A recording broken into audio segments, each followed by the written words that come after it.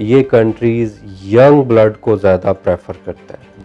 Under 30 as वाले लोग वो कनाडा की इमिग्रेशन हासिल करने में ज़्यादा इजी उनके लिए हो जाता है कि वो कनाडा की इमिग्रेशन हासिल कर लेते हैं। नंबर 1 पे लोग कनाडा को प्रेफर करते हैं क्योंकि कनाडा जो इन्वेस्टर क्लास है जो फ़िलहाल इस वक्त बंद है, जिसमें जो लास्ट इमिग्रेशन चल रही थी उसमें 20 लाख कैनेडियन डॉलर के एसेट शो करने थे और 16 लाख कैनेडियन डॉलर आपने गवर्नमेंट कनाडा को 5 इयर्स के लिए इन्वेस्ट करना है। टेम्परेरी रेजिडेंस पे ये लोग जाएंगे तो टेम्परेरी रेजिडेंस पे वो फ़वाइद या वो बेनिफिट्स हासिल नहीं होंगे जो डायरेक्ट परमानेंट रेजिडेंसी पे आपको मिलते हैं।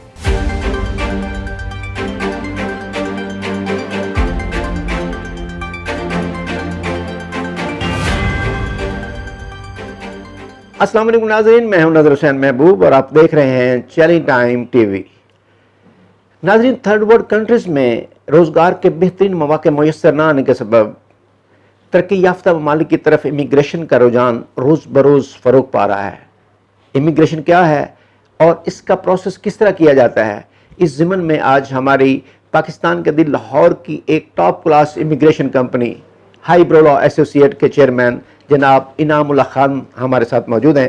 आइए आपसे मिलवाते हैं और जानते हैं कि इमिग्रेशन का प्रोसेस क्या है और उनकी क्या खिदमात हैं। अस्सलाम वालेकुम राना साहब। वालेकुम अस्सलाम। जी राना इनामुल्लाह खान साहब, आप हाईब्रो लॉ एसोसिएट के चेयरमैन हैं। हाईब्रो लॉ एसोसिएट का पाकिस्तान भर में बड़ा नाम है, बड़ा नाम कमाया आपने। हाईब्रो लॉ एसोसिएट का क्याम कब अमल में आया, ये क्या क्या खिदमात सर अंजाम देती है, इसके हवाले से हमारे नाज़रीन को कुछ बताइए। जी शाह साहब, हाईब्रो लॉ एसोसिएट सिंस 2002 से पाकिस्तान की लीडिंग लॉ फर्म में इसका शुमार होता है और इसको आज से 21 साल पहले हमने सिक्योरिटी एंड एक्सचेंज कमीशन में रजिस्टर करवाया और बड़े एक लो लेवल से इसका आगाज़ किया।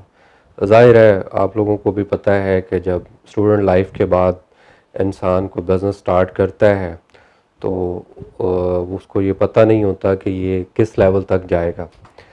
तो लेकिन ये कि हमने पहले दिन ही इसको एक प्रॉपर लीगल वे में लेके आए, सिक्योरिटी एंड एक्सचेंज कमीशन में लेके आए, फिर हम इसको चैम्बर ऑफ कॉमर्स में लेके आए और उसके बाद फिर हम पंजाब बार कौंसिल में भी इसको रजिस्टर करवाया। तो इस वक्त अल्हम्दुलिल्लाह हाईब्रो लॉ एसोसिएट पाकिस्तान के टॉप लेवल की जो इमिग्रेशन लॉ फर्म्स हैं उसमें इसका शुमार होता है। अगर आप गूगल सर्च भी करें तो हाईब्रो टॉप पे आती है पाकिस्तान में। तो इसमें इसके बाद हमने इसकी एक सेकंड ब्रांच बनाई मुल्तान में। वो कुछ वजूहात की बिना पे उसको हम चला नहीं सके, उसे टाइम नहीं दे सके। उस वक्त ये मोटरवे वगैरह नहीं थी, शायद हम वहाँ जा नहीं सकते थे। तो वो जाहिर है आप किसी भी बिज़नेस पे खुद नज़र नहीं रखते तो वो नहीं चलता। इसके बाद इस वक्त हमारी पिछले 2.5 साल से सेकंड ब्रांच है DHA फेज़ 5 में और अल्लाह का शुक्र है वो एक बड़ी प्रीमियम ब्रांच है और बड़ी एग्जेक्टिव जगह पे हमने उसको बनाया है और वो प्रॉपरली वो भी काम कर रही है। तो मेनली यही है कि अगर आप लोगों के साथ अच्छा सलूक करते हैं, उनको अच्छी सर्विसेज देते हैं, तो आज अल्लाह का शुक्र है 21 साल बाद लोगों का एक ट्रस्ट हाईब्रो के ऊपर बिल्ट हुआ है।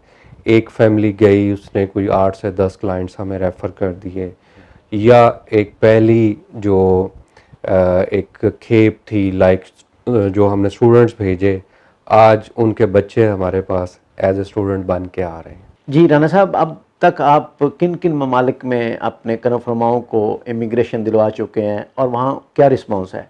जी शाह साहब, हाईब्रो की जो एक्सपर्टीज़ है वो मेनली जिन कंट्रीज़ में है वो नंबर 1 कनाडा, UK, ऑस्ट्रेलिया और यूरोप। इसमें स्किल्ड इमिग्रेशन भी है, बिजनेस इमिग्रेशन भी है और इन्वेस्टर क्लास भी है। और फोर्थ हमारा जो सेगमेंट है वो है फॉरेन एजुकेशन।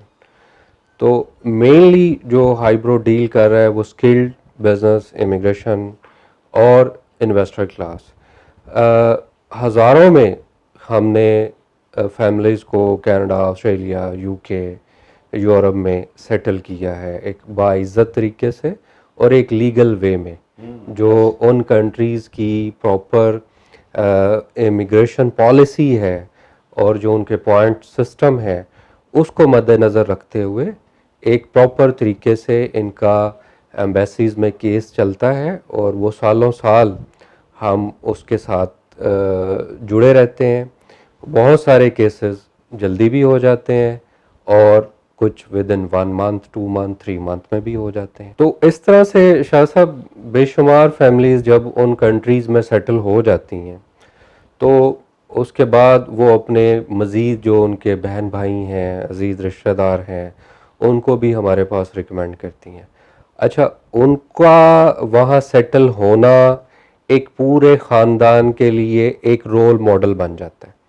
मतलब अगर किसी ने इमिग्रेशन लेनी है तो वो उनसे पूछता है, और जैसे उनके अपने अजीज़ रिश्तेदार हैं, सगे बहन भाई हैं, उनको तो बाकायदा पॉइंट मिलते हैं। अगर आप फेडरल में देखें तो 15 पॉइंट्स हैं। अगर वो सस्कैचुअन जो कनाडा का एक ज़रा कोल्ड सूबा है वहाँ 20 पॉइंट्स मिलते हैं, और अगर वो मैनिटोबा चले जाएं तो वहाँ 250 से लेके 200 तक पॉइंट्स मिलते हैं अजीज़ रिश्तेदार के। तो ये उनके लिए आसानी पैदा होती है कि एक बंदा अगर कनाडा में है वहाँ जाके वो सेटल तो उनको करेगा ही, लेकिन पाकिस्तान से कनाडा जाने के लिए भी उनके लिए वो हेल्पफुल साबित होता है, पॉइंट्स में वो उनको हेल्प देता है।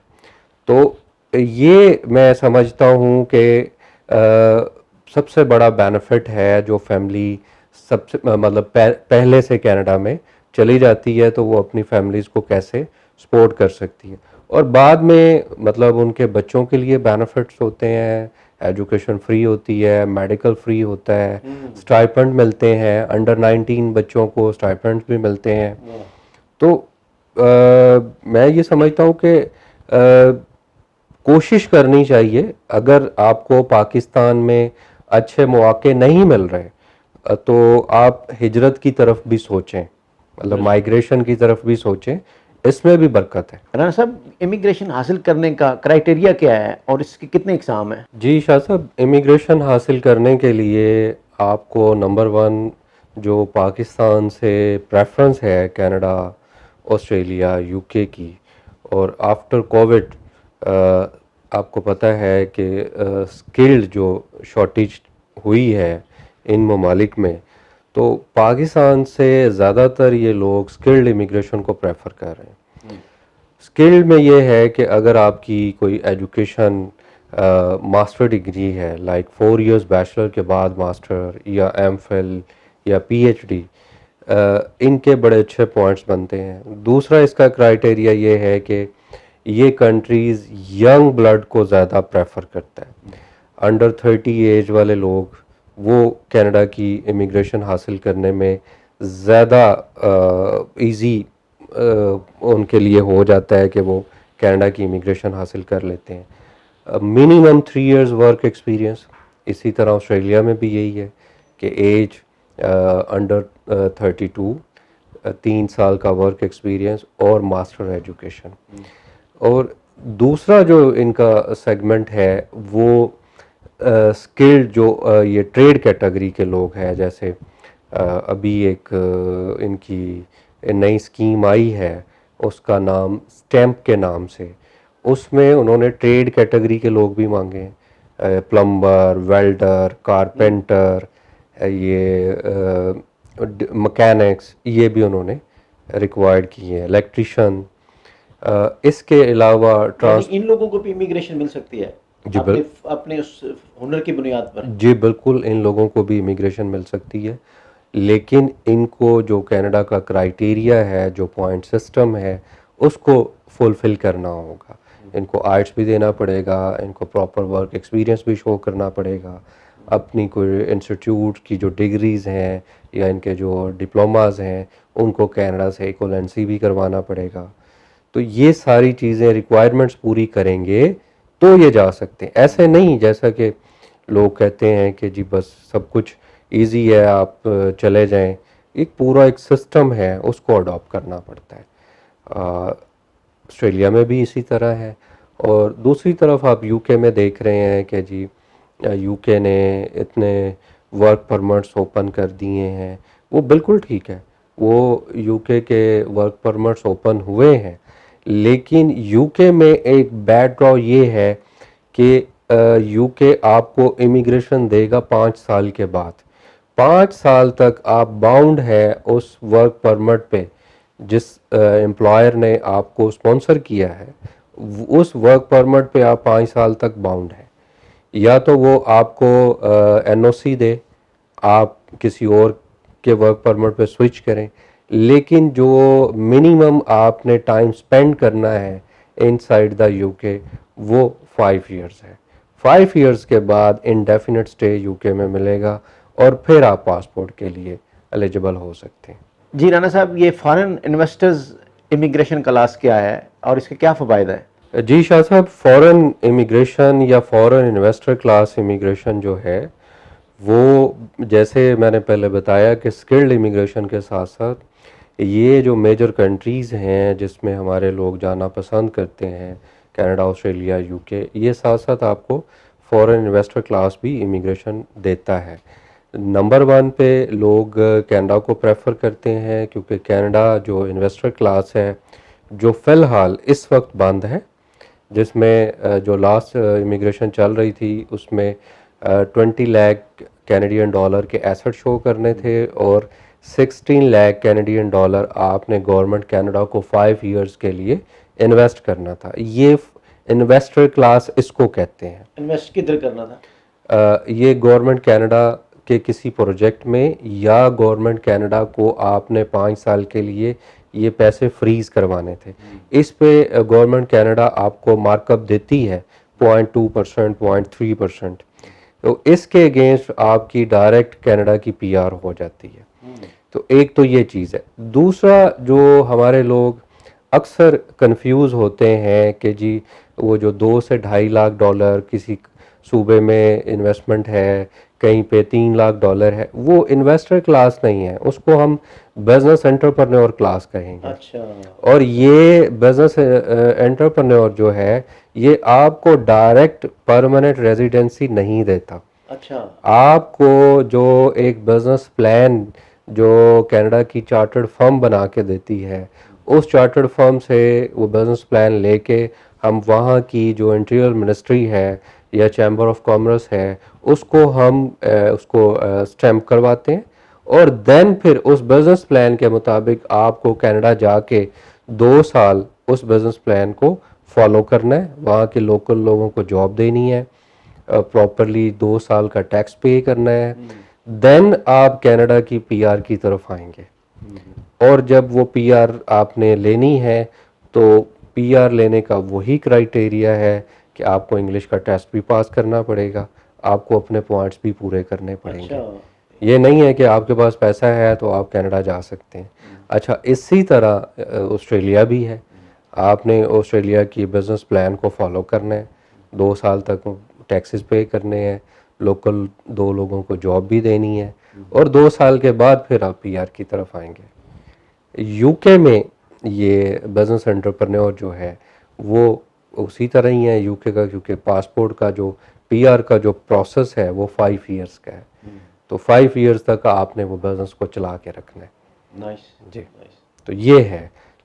इस तरह से जो ये टेम्परेरी रेजिडेंस पे ये लोग जाएंगे तो टेम्परेरी रेजिडेंस पे वो फ़वाइद या वो बेनिफिट्स हासिल नहीं होंगे जो डायरेक्ट परमानेंट रेजिडेंसी पे आपको मिलते हैं।